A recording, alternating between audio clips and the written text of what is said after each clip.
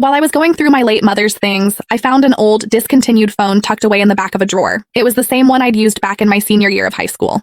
I thought I'd lost it a decade ago, but it turned out my mom had been hiding it all this time. I plugged it in, and as it powered up, the screen lit up with hundreds of unread messages. They were all from the same person, Silas Thorne. The last message was sent 3 years ago. Zoe, this is the last time I'll ever reach out to you. My mother only told me the truth about why she broke Silas and me apart right before she passed away. 1. Silas's mother was her bitter rival. 2. His mother had stolen her first love. 3. Silas looked too much like that man. After all these years, hearing the truth didn't exactly shock me, but it didn't leave me indifferent either. Maybe I was too calm, because even my mother let go of her obsession in her final moments. If you and Silas are meant to find each other again, don't let it slip away. I know you stayed away for years because of me. I was wrong, and I'll be watching over you both from above. My heart was a mess of emotions, trapped between resentment and regret. I aimlessly scrolled through the old phone. The lock screen was still a photo of Silas and me. Every app icon was part of a matching set we'd chosen together back then. Dusty memories flooded back all at once, making my chest tighten painfully. In my flustered state, my finger accidentally brushed against the speed dial for number 1. The next second, Silas Thorne's name flashed on the screen as the call connected. I snapped out of it and hung up immediately. It only rang for 2 seconds, so surely it didn't go through.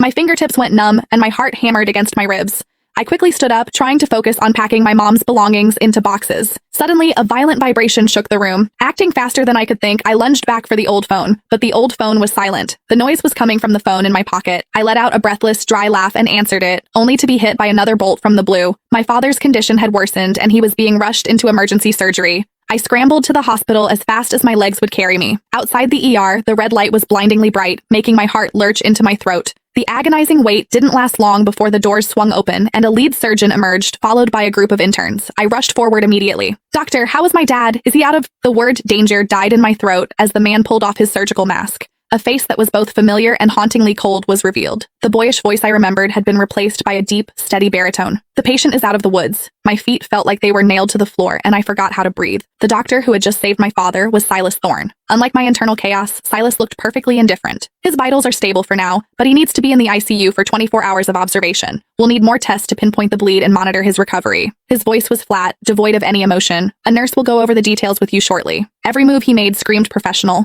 Once upon a time, we'd made a pact to go to med school together and save lives, but I had broken that promise and chose to study photography instead. He finished speaking and began to walk past me. "Silas." I couldn't help it. I whispered the name I'd screamed in my heart 1,000 times over the years. He stopped and turned slowly, his distant gaze landing on me. "Is there something else?" I opened my mouth, wanting to explain everything that happened back then. But my eyes fell on a faint smudge of lipstick on his collar, and the words choked in my throat. I lowered my gaze and shook my head. "Nothing, thank you for saving my dad." The silence between us was suffocating and stiff. Finally, Silas spoke coldly. "Why did you call me earlier?"